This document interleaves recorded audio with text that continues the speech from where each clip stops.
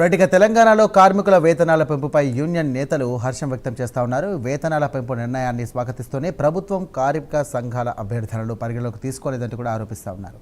మరి ఇంత శాస్త్రీయంగా వేతనాల పెంపును అమలు చేయాలంటూ కూడా అంటున్న కరీంనగర్ జిల్లా కార్మిక సంఘాల నాయకులతో మా correspondent Raju face to face. కార్మికులకు భారీ ఊరటనిచ్చే నిర్ణయం తీసుకుంది రేవంత్ రెడ్డి ప్రభుత్వం. రాష్ట్రంలోని కనీస వేతనాలను భారీగా పెంచుతూ కీలక ప్రకటన చేసింది. Unskilled, semi skilled, skilled, high skilled అన్ని వర్గాల కార్మికులకు వేతనాల్లో పెంపు అమలు చేయనుంది. ఈ నిర్ణయంతో రాష్ట్ర వ్యాప్తంగా దాదాపు 1.11 కోట్ల మందికి ఆ కార్మికులకైతే లబ్ధి చేకూరనుంది. పెరుగుతున్న ధరలు, జీవన వ్యయాలను దృష్టిలో పెట్టుకొని ప్రభుత్వం తీసుకున్న ఈ నిర్ణయాన్ని ఇప్పుడు రాష్ట్ర వ్యాప్తంగా చర్చనీయాంశంగా మారింది. మరి కొత్త వేతనాల అమలు ఎలా ఉండబోతుంది, కార్మికులకు ఎంత మేర లాభం చేకూరనుంది? ప్రస్తుతం ఇదే అంశంపై మనతో స్పందించడానికి సిఐటియు నాయకులు ఉన్నారు. వారిని అడిగి మరిన్ని వివరాలు తెలుసుకుందాం. సార్ చెప్పండి, ప్రస్తుతం రాష్ట్ర ప్రభుత్వం పెంచిన ఈ వేతనాలపై మీ స్పందన ఏంటి? తెలంగాణ రాష్ట్ర ప్రభుత్వం ముఖ్యమంత్రి రేవంత్ రెడ్డి గారు నిన్నటి రోజున మరి కార్మికులకు సంబంధించినటువంటి కనీస వేతనాలను పెంచుతున్నట్లు దాదాపు 16,000 నుంచి 20,000 వరకు పెంచుతున్నట్లు ప్రకటించడం జరిగింది. 2012లో కనీస వేతనాలను సవరించారు. మళ్ళీ ఇప్పుడు 14 సంవత్సరాల తర్వాత మరి నిన్న కనీస వేతనాలు సవరణ జరిగింది. మరి దీన్ని మేము కార్మికుల పక్షాన ఒకవైపు హర్షిస్తూనే మరి శాస్త్రీయంగా దేశవ్యాప్తంగా 1,11,00,000 మంది కార్మికులకు దీని ద్వారా లబ్ధి చేకూరుతుందని చెప్పారు. కానీ మరి 1948 కనీస వేతనాల చట్టం కావచ్చు, డాక్టర్ ఆక్రాయిడ్ ఫార్ములా, సుప్రీంకోర్టు తీర్పు ప్రకారం చూసుకున్నట్లయితే కనీస వేతనాలు అనేటి పెరిగినటువంటి ధరలకు అనుకూలంగా కనీసం 5 సంవత్సరాలకు ఒకసారి కనీస సవరణ జరగాలి. కానీ 14 సంవత్సరాల తర్వాత సవరణ చేయడం జరిగింది. దీని ద్వారా మరి ఇప్పుడు చూసుకున్నట్లయితే శాస్త్రీయంగా చూసుకున్నట్లయితే కనీసము 32,000 రూపాయల వేతనం రావాలి. కానీ కార్మిక సంఘాలుగా మేము అనేక సార్లు ప్రభుత్వం దృష్టికి తీసుకెళ్ళాం. కనీస వేతనం 26,000 అయినా ఉంటేనే కార్మికులు ఈ రోజుల్లో బతికే పరిస్థితి ఉంటుందని చెప్పాము. కానీ ముఖ్యమంత్రి గారు నిన్న శాస్త్రీయంగా చేశామని చెప్తూనే దాదాపు 3 జోన్లుగా కేటాయించారు. మున్సిపల్ కార్పొరేషన్స్ ఒక జోను, మున్సిపాలిటీలు ఒక జోను, అదేవిధంగా గ్రామీణ ప్రాంతాలను ఒక జోను, 3 జోన్లుగా ప్రకటించారు.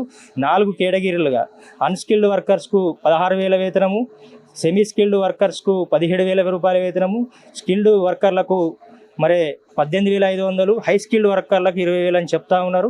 మరి రాష్ట్రంలో చూసుకున్నట్టయితే కొన్ని విభాగాల్లో పనిచేస్తున్నటువంటి కార్మికులకు ఇప్పటికే కొంత ఎక్కువ వేతనం కూడా వస్తున్నటువంటి పరిస్థితి ఉంది. ఇవి అమలైతే వారికి కొంత తగ్గే పరిస్థితి ఉంది. కొంతమంది కార్మికులకు లబ్ధి చేకూరే అవకాశం ఉంది, కొంతమందికి తగ్గే అవకాశం ఉంటుంది.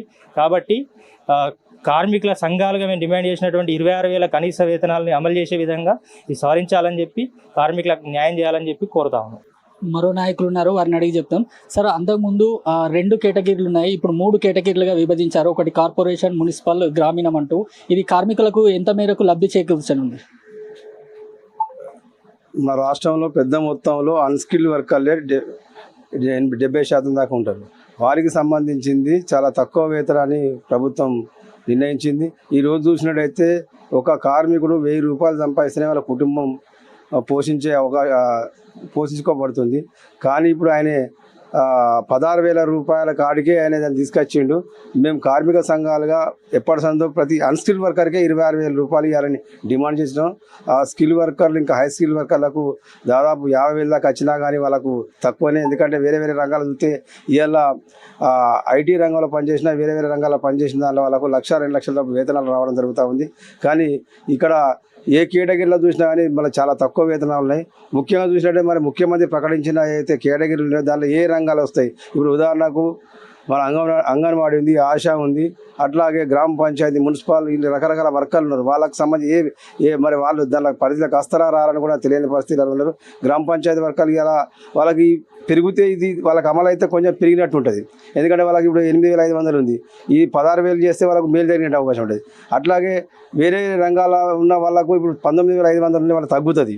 ఈ రకంగా అన్ని కార్మిక సంఘాలు చర్చ పెట్టకుండా మరి కార్మికులను సంఘాలతో సంప్రదించకుండా ఏకపక్షంగా నిర్ణయం తీసుకోవడం వల్ల కార్మికులు అన్యాయం జరిగే పరిస్థితి ఉంది. ఇది ఒక పక్క కార్మికులను మభ్యపెట్టే విధంగా వాళ్ళు ఏదో గొప్పగా చేసుకుని దాన్ని పెంచినామని చెప్పి కార్మికులను తప్పుదో పట్టించే విధంగా ఇది ప్రయత్నం చేస్తూ ఉన్నారు. కాబట్టి ఇప్పటికైనా మేము ప్రభుత్వాన్ని కోరుతా ఉన్నాం. కనీస వేతనం ఏదైతే అన్స్కిల్ వర్కర్కి 26,000 రూపాయలు ఉండాలి. అందులో అన్ని రాష్ట్రంలో ఉన్న ప్రతి కార్మికు వర్తించే విధంగా ఉండాలి. స్కిల్ వర్కర్కి అదే విధంగా దామాష్ పద్ధతి పెంచాలని ఈ సందర్భంగా డిమాండ్ చేస్తా ఉన్నాం.